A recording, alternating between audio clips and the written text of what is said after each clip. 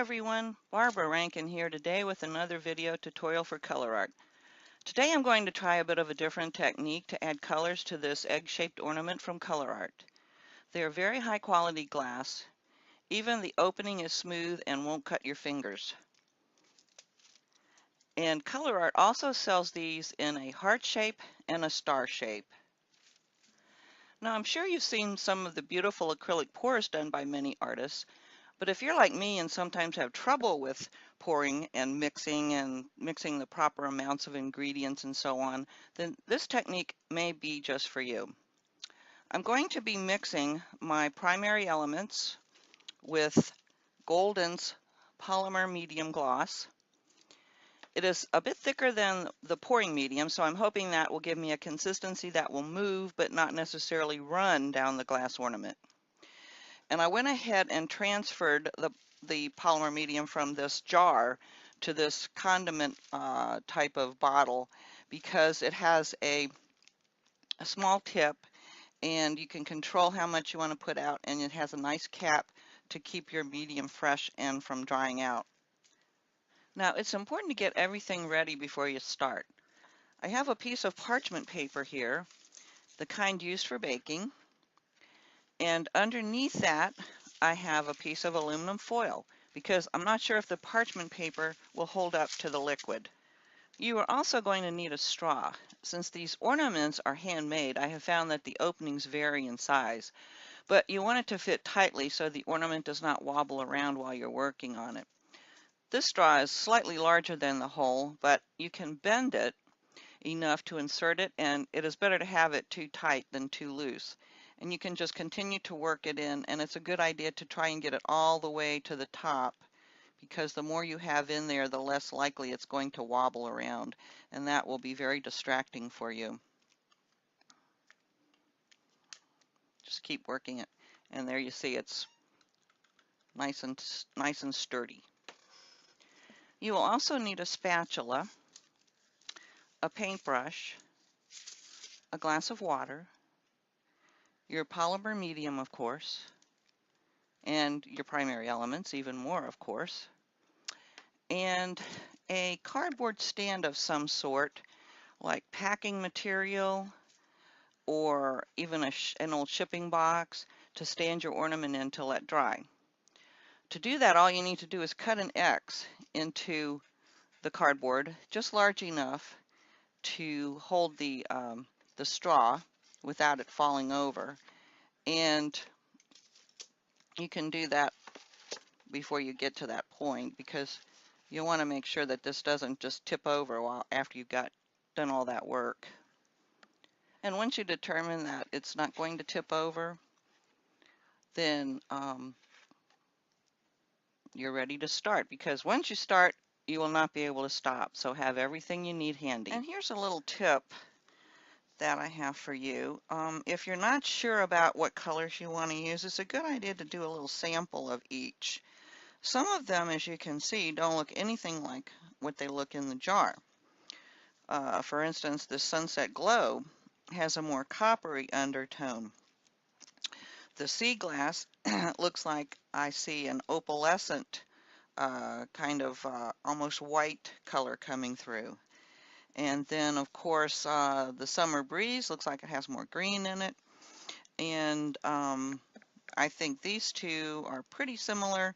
This one is not quite as dark as it appears in the jar, but that could be due to the amount of pigment I put in that little sample. So I'm thinking that I might want to use the Pear Blossom, the Summer Breeze, and the Apple Blossom for my ornament, and I do like the sea glass as well. So I'm going to think on it for a minute. When I come back, I'll start putting it all together. So I've decided to use the sea glass, the Pear Blossom, the Summer Breeze, and the Apple Blossom, which I have sitting here off to the side. I will make puddles of the gloss medium and add the pigments to each puddle using my brush to mix them. I'll go ahead and mix these in fast forward so you get the idea without too much boredom. I poured a puddle of gloss medium for each color and dipped the end of my paintbrush into each pot to pick up the pigment. Then I used a wet paintbrush to mix each puddle. Just a little water on the brush helps thin it ever so slightly. I also rinse my brush between mixing the colors, even though they will be mixed together on the ornament.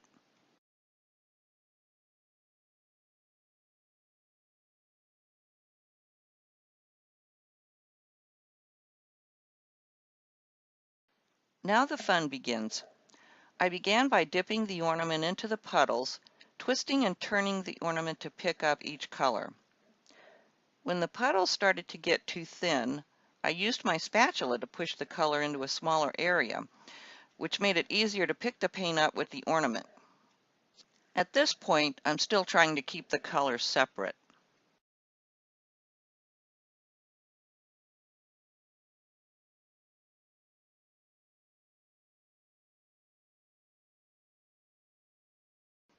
However, soon the colors start to marbleize with each other, and it's now only necessary for me to pick up the color puddles with the spatula and just pat the paint onto the ornament and fill in any areas that have no paint at all.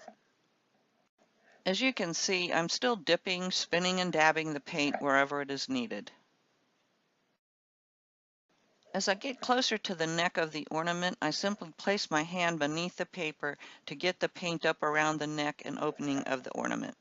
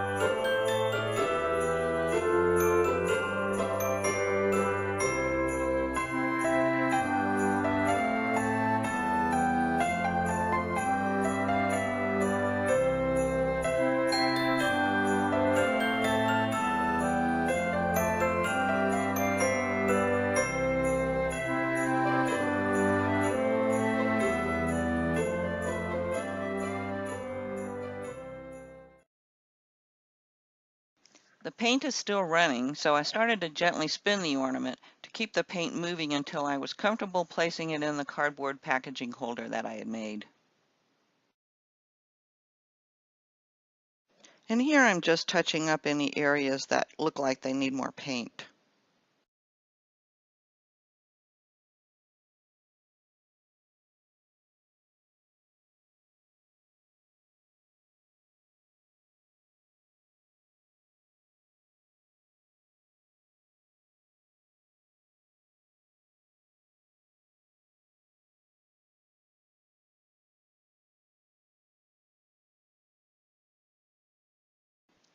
Now I'm just sort of spinning it around to see if there are any places that need a touch up with paint. I've got some paint on my gloves there.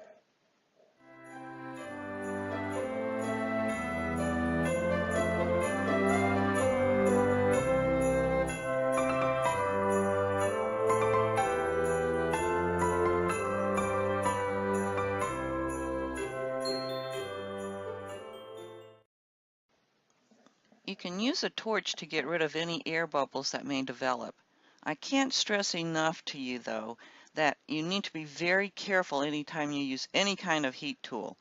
You want to keep it away from the paint, and remember it will heat up the glass ornament, so do not touch the ornament until it cools off. Also, you don't want to set the cardboard holder on fire either, so please be very careful when using your heat tools. Okay, I wanted to show you that this has sat overnight and it's now nice and dry. And however, this side came out pretty smooth, a smooth transition between colors. But here looks like I've got some drips here. So what I thought I would do is remove it from the packaging. Try to do, I think, see if I can try and give you a good look at this. It's looking pretty cool. You can actually see through it a little bit, and there's some transparency. here. So I'm going to sit it on the side that needs the most mending, if you will. And I've gone ahead and mixed up some colors. And now what I want to do is scrape these colors up and place them in this tiny cup. It's such a small amount on my palette, but I don't need much at this point.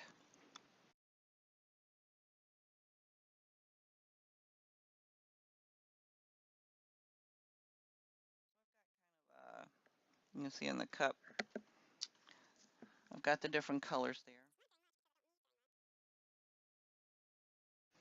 Okay, let me bring my packaging back over here, and I'm just going to pour a very small amount along that dried drip line.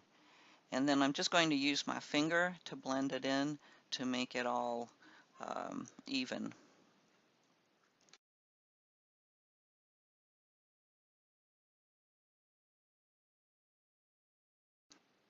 You don't want to pour too much paint out or it will be harder to control the dripping again.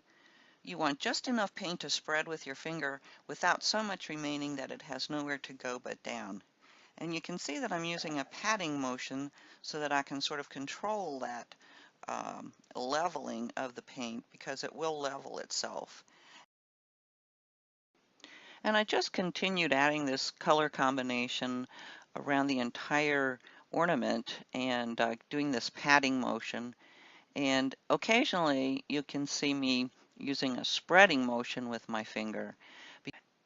And I was doing that in order to try to keep the level of the polymer medium paint mixture evenly distributed as I worked across the ornament. I'm going to leave this in just slightly faster than real time so that you can see the process as I work along, and the colors that come up, I'll ultimately cover most of them and then kind of work them off. Um, but it's just experimental for me, and I'm also thinking that I would prefer to have a more even coloration around the entire ornament rather than the pop of pink and a separate pop of yellow or green or pink. So I'm using that this opportunity to try to even that color out, and I'm spritzing, or actually I'm misting the ornament with a mister. You can just barely see it off camera, but I couldn't hold it too close because I really didn't want to saturate the ornament with the water and make it too runny. I wanted just enough to allow it to run and become a little more transparent, and it allows the color beneath to show through. And while it's still dripping, I'm just kind of holding it and spinning it around and watching the drips form so that if I don't like something, I can go in and dab it. That's really pretty. But I've decided to use a little more color in some areas, and so I'm just adding a little bit more of the paint from the cup. And I found that by using this dabbing motion, it allowed me to do a bit of blending and spreading the paint all at the same time, and it would sort of level itself really nicely. I continued to mist it with water, continually turning it to watch the process and control any drips that may develop while the paint is still wet. I also liked some of the dribbles that were forming, but if you don't like that, you can dab them away. Then it dawned on me to use my heat tool to try to dry the watery paint and control or stop the dripping. Again, be very careful using your heat tool because it will heat the glass and it can burn you. I mostly warmed the bottom half so I could put the ornament in the holder and then heat the top portion without having to handle it. I'm also thinking that if I can get this bottom portion dried, I'll be able to sit it on my packaging here, and then I can continue to work and heat the top half of it and not have my hand anywhere near the heat tool. And now I'm also able to do a little bit of touch up that I see along the sides. And same process, just using my finger to dab the paint on in those areas. I'll come back and use my mister to just add a tiny mist of water on it to let it smooth out, and then again drying it with my heat tool. Okay, and now I wanted to bring back some more of that pretty pink color, and so I mixed up a little bit more of the polymer medium and the apple blossom right on my palette, and I just used my finger and dabbed it on where I wanted it. Spritzed a little water on it, very little, and then dried it as I worked along until I liked the look.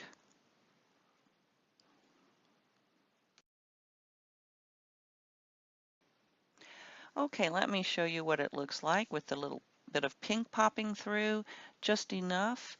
And I did notice that it was there was some cracking, I think it's called crazing, going on, but it's probably due to my spritzing it with water and then drying it with the heat tool.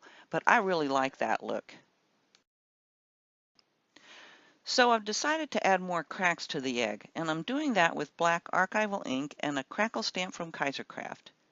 Just simply stamp the small portions of the image all over the ornament, leaving spaces between the stamped image. And you want to use an archival ink for this step so that when you seal the ornament with a water-based varnish or sealer, the ink won't run. So now that everything is dry, I've put the ornament back onto my stand, and I'm going to seal it with a coat of triple thick brush-on gloss glaze. I'm using a soft brush to do this, and this is a really nice product. It is self-leveling and very easy to use. I did watch for a bit to catch any drips that might develop, and a few drips did develop, and I was still able to gently brush them away.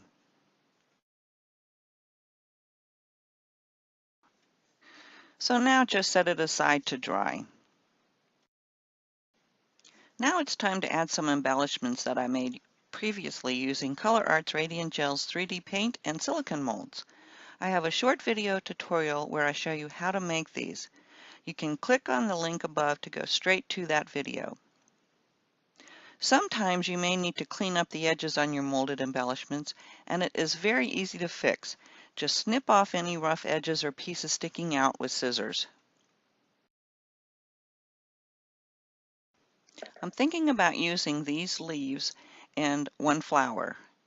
And as you can see, these are very, very flexible, which is going to work perfectly for this rounded ornament.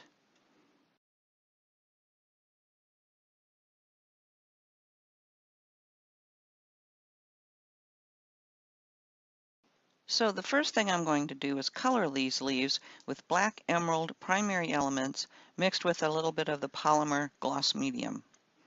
Now this color is a bit dark, but I think you'll see why I'm using this color in spite of its darkness.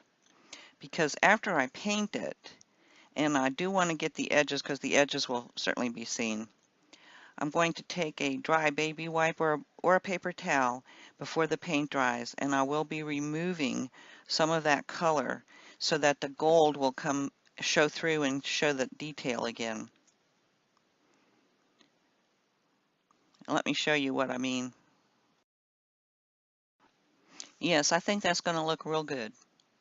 So I'm going to go ahead and finish the rest of the leaves and do the same process as before. And here they are, all finished.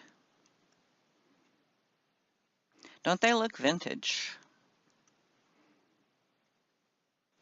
So now I want to do the same thing with the molded flower, but with apple blossom primary elements and polymer medium. I will paint the entire flower, getting the paint down into the crevices before I take a baby wipe and remove the paint on the high spots. This will reveal that beautiful color beneath.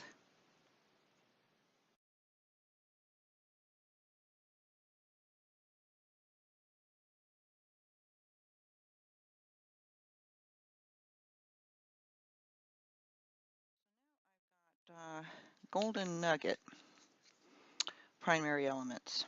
And I just want to add some additional highlights on these. And so again, I'm going to use my polymer medium. Find me a clean spot here. I don't need very much of this. I'm going to be doing a dry brushing of this technique, but I'm just going to be using my finger. And actually, let me try and get a little bit more. I think I'll go ahead and use my brush to mix it first. And it's a beautiful, beautiful color. And I'm thinking I just want to pick up a small amount and just kind of touch the surface of the flower. I just kind of want to bring that all the details out. And so you can see I'm just kind of touching it with that. You can use a brush. I guess I'm just being a little lazy. You know, whatever you feel you prefer. I just think this gives it a really pretty vintage look. And it does bring out the details, so isn't that pretty? And I'm thinking I might go ahead and give it a go on here. Just see what we can do here. Oh yeah, I like that. Yes, indeed, I do like that. All right.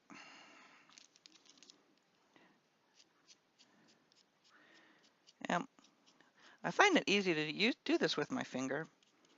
Now you need something flat, so, oh yeah. Okay.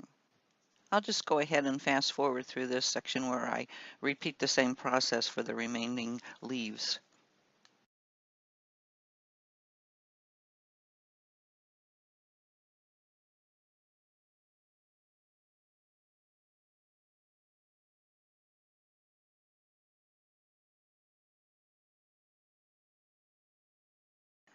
All right, I've got my ornament ready to accept my molded embellishments.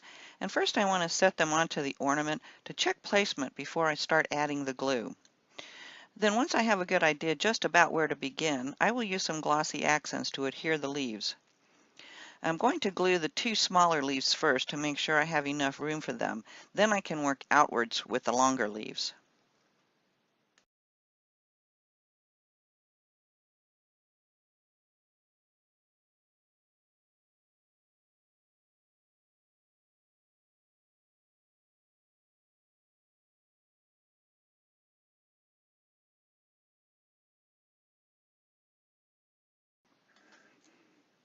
Now I just want to check and make sure that they look pretty symmetrical and even. Yep, that looks pretty good.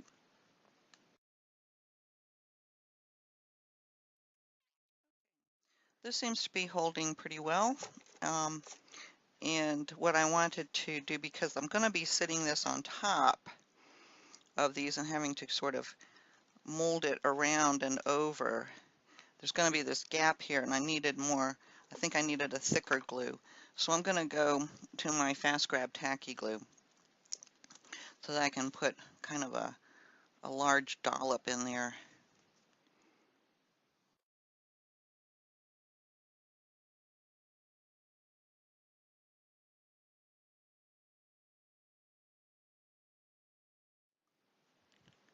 I'm doing this a little gently because I really don't want, this huge blob of glue to come squeezing out. Even if it does, it will dry clear, but I don't really want it to be seen too much. I do, however, want it to grab, so I think that's going to be pretty good right there. And I will hold this for a few minutes until it seems to want to take it, and then I'll be able to walk away and let it finish drying. And so, all that's necessary now is to put the holder back in, and I will show you the finished photos after this is all dry.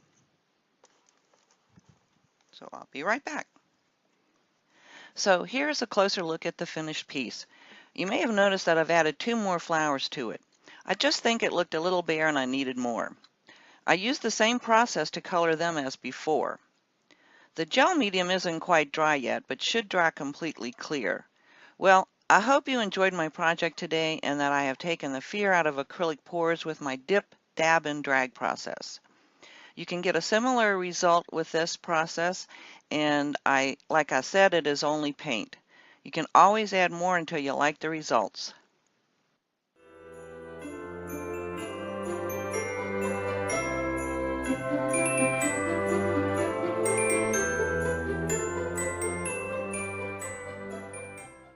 If you'd be interested in helping support our international team, you can follow this link to our Patreon account. If you enjoyed today's project video, please give me a thumbs up, and I hope you will consider subscribing to my channel so you won't miss any future tutorials. As always, thanks for watching, and always take time to play.